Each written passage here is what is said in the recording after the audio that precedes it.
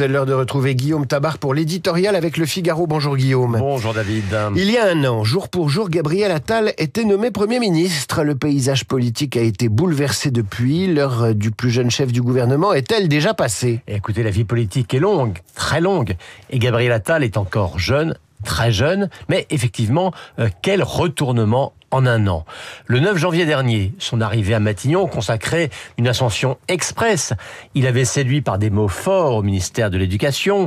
Il démarrait tambour battant dans ses habits de plus jeune chef de gouvernement de l'histoire de la République. Il rejoignait Édouard Philippe en tête des baromètres de popularité et il faisait déjà figure de favori du camp macroniste pour la prochaine présidentielle. Eh bien, ces beaux débuts ont été torpillés par la dissolution. Alors certes, Gabriel Attal est président du groupe Ensemble pour la République à l'Assemblée et il a pris la tête du parti Renaissance. Mais malchance de calendrier, cet événement a été totalement occulté ce week-end-là par la réouverture de Notre-Dame et par la chute de Bachar el-Assad. Sa relation avec Emmanuel Macron s'est terriblement dégradée. Et puis surtout, même si Michel Barnier est tombé et que François Bayrou n'est pas encore assuré, c'est entre l'exécutif et les oppositions que ça se joue. Gabriel Attal n'est plus au centre du jeu. Et vous connaissez le dicton, loin des yeux. Loin de Macron.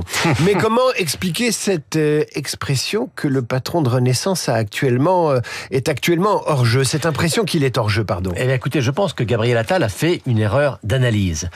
Après les législatives qui n'ont donné aucune majorité, il s'est dit que dans cette nouvelle donne, c'est à l'Assemblée que les choses allaient se passer, que les solutions, les compromis seraient l'affaire des groupes politiques, donc de leur président, c'est-à-dire lui pour EPR ou Laurent Wauquiez pour LR, etc. Il avait même eu cette formule, désormais c'est le Parlement qui décide et le gouvernement qui exécute. C'est du Chirac à l'envers, ça. C'est du Chirac à l'envers. Eh bien, précisément, ça ne s'est pas passé comme ça. Même si c'est bien l'Assemblée qu'il faut trouver des compromis, c'est toujours le gouvernement, le Premier ministre, les ministres qui sont à la manœuvre. Et même en situation de blocage, aux yeux de l'opinion, ce sont les ministres qui existent. Regardez le succès de Bruno Retailleau. Regardez le retour de Gérald Darmanin ou d'Elisabeth Borne.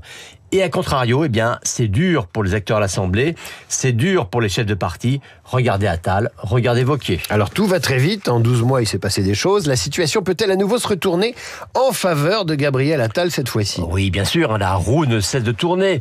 Les ministres aujourd'hui sont regardés, jaugés, mais bientôt ils seront évalués et jugés sur leurs résultats.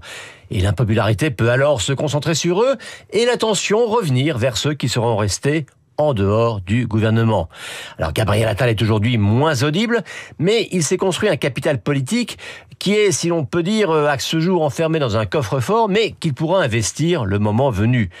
La présidentielle, sauf accident, c'est encore loin, et les actions de tous ont le temps de monter et de descendre plusieurs fois.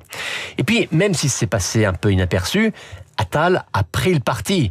Ça donne des moyens, ça donne des réseaux, ça confère un rôle stratégique au moment des élections, et puis surtout, ça permet de travailler sur le long terme, de façonner en profondeur un projet nouveau. Encore faut-il pour ça deux choses. 1, travailler, et travailler sérieusement, et 2, être créatif et avoir des idées. Et c'est là-dessus que Gabriel Attal pourra, ou non, faire la différence. Les conseils de coaching de Guillaume Tabar à Gabriel Attal. L'éditorial de Guillaume à retrouver sur votre application Radio Classique en vidéo sur Le Figaro et sur la chaîne YouTube de Radio Classique.